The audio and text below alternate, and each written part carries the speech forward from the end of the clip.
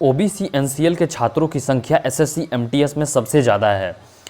तो इस वीडियो में मैं ओबीसी एनसीएल छात्रों के लिए एक बहुत बड़ी अपडेट लेके आया हूं कि उन सभी के लिए कौन कौन सी डॉक्यूमेंट्स रिक्वायर्ड हैं और उन्हें कौन कौन से डॉक्यूमेंट्स जमा करने होंगे और एज रिलैक्सेशन किन्हें मिलेगा या नहीं, सभी डिटेल्स मैं इस वीडियो में बताऊंगा। तो वीडियो को एकदम अंत तक देखिए और एकदम स्किप मत कीजिएगा। उसके बाद अगर अभी तक आपने चैनल को सब्सक्राइब नहीं किया है तो प्लीज़ चैनल को सब्सक्राइब कर दें और वीडियो को लाइक कर दें। चैनल को अगर आप सब्सक्राइब कर देंगे तो फिर आपको एसएससी एमटीएस के रिगार्डिंग आपको सभी अपडेट मिलती रहेगी टाइम टू टाइम और सबसे पहले। तो चलते हैं हम लोग एसएससी एमटीएस के ये जो ऑफिशियल फॉर्मेट है। इस वीडियो में मैं आपको बता दूं कि आपको जितना एज रिलैक्सेशन भी कैसे मिलेगा, उसके बाद क्या आपको कब कौन से ईयर में सर्टिफिकेट आपका बना होना चाहिए, किस फॉर्मेट में होना चाहिए और कहाँ से बना होना चाहिए, मीन्स डीएम, एसडीओ या फिर सीओ लेवल से। तो इस वीडियो में मैं वो भी सभी बातें डिस्कस करूँगा, तो एकदम अंत तक देखिएगा। देखिए, ये तो हो गया फॉर्मेट जो कि आपको एनेक्सर जो 7 है वो आपको मिल जाएगा इस एसएससी एमटीएस के ऑफिशियल नोटिफिकेशन में। तो ये जो है वो सिंपल फॉर्मेट है। यहाँ पे आप देख सकते हैं कि यहाँ लिखा हुआ है form for certificate to be produce by other backward classes for appointment post under government of India. और ये जो सर्टिफिकेट का जो फॉर्मेट है, इसी फॉर्मेट में आप लोग को बनवाना है। और कहाँ से बनवाना है, ये डिस्ट्रिक्ट मजिस्ट्रेट से या फिर डिप्टी कमिश्नर से आप लोग को ये बनवाना है।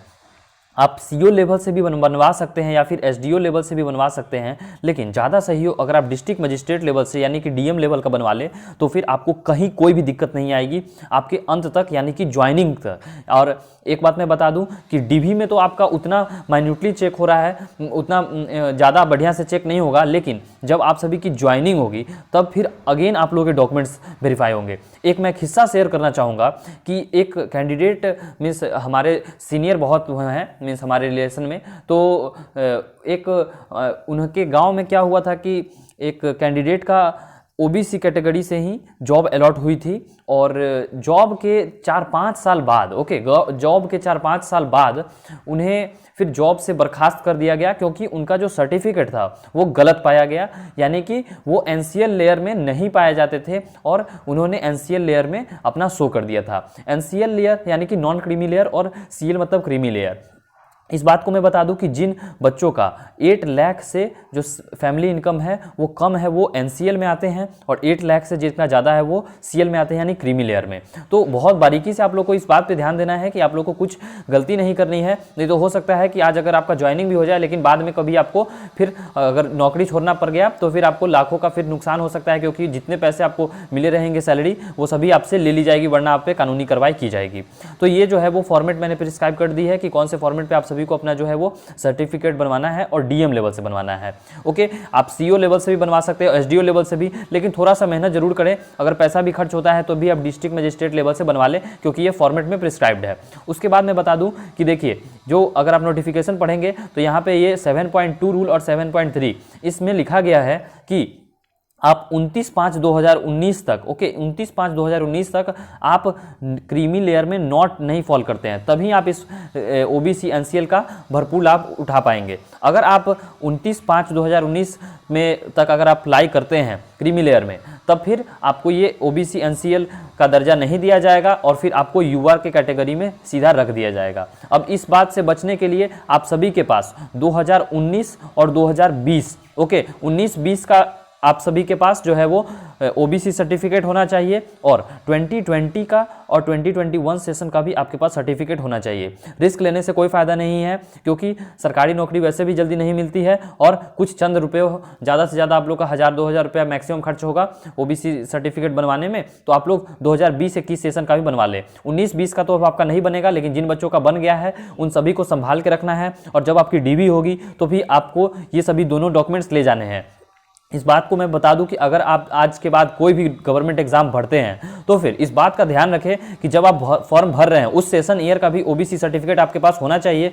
हो सकता है कि फाइनल में जब आपको डॉक्यूमेंट वेरिफिकेशन या फिर एडमिशन काउंसलिंग कुछ भी में अगर आपको जरूरत पड़े तो फिर आप दोनों सर्टिफिकेट दिखा सके अगर फाइनेंशियल ईयर चेंज होता है तो। जैसे ये फॉर्म जो आपने भरा था वो फाइनेंशियल 2019-20 में भरा था, लेकिन अभी जो है वो 20-21 चल रहा है, तो उसमें डीवी आपका 20-21 में होगा। लेकिन अगर आपके पास दोनों नहीं रहती है तो फिर कहीं ना कहीं कुछ प्रॉब्लम प्रॉब्लम भी हो सकती है, क्योंकि आप किसी आय जो है वो आदमी का इनकम है वो वेरी हो सकता है, किसी का पिछले साल 8 लाख से ज़्यादा होगा, इस बार कोरोना की वजह से कम हो सकता है। तो इस वजह से आप सभी को ध्यान रखना है कि जो ओबीसी की सर्टिफिकेट है आप लोग दोनों का बनवा ले तो ज़्यादा सही है।